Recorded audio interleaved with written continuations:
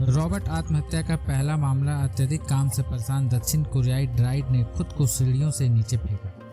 दक्षिण कोरिया में गुमी city council के लिए काम करने वाले एक रोबोट हाल में ही 2 मीटर की सीढ़ी के नीचे बेहोश पाया गया। स्थानीय लोग इसे देश का पहला रोबोट आत्महत्या बता रहे हैं।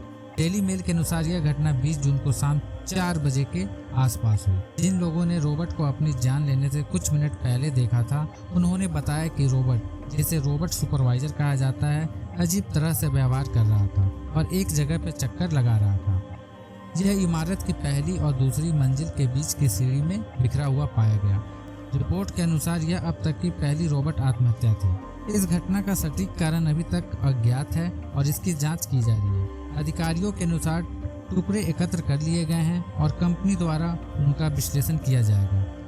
कैलिफोर्निया स्थित कंपनी बेयर रोबोटिक्स द्वारा निर्मित इस रोबोट के टुकड़े हुए टुकड़े को नगर परिषद के अधिकारियों ने विश्लेषण के लिए तुरंत एकत्र कर लिया और कंपनी को भेज दिया, लेकिन इसके अनियमित व्यवहार के पीछे का कारण अभी भी अस्पष्ट है। रोबोट के पास एक कर्मचारी कार्ड भी था और वह अन्य कर्मचारियों की तरह सुबह 9 से 4 बजे तक काम करता था।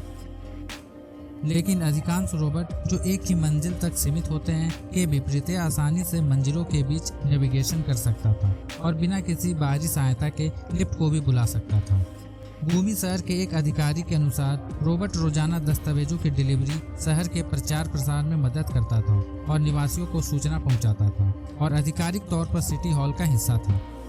स्थानीय मीडिया ने इस खबर को तुरंत उठाया और सुर्खियां प्रकाशित की, जिसमें पूछा गया कि क्या रोबोट को कार्यभार का उसके खराब होने से कोई संबंध है।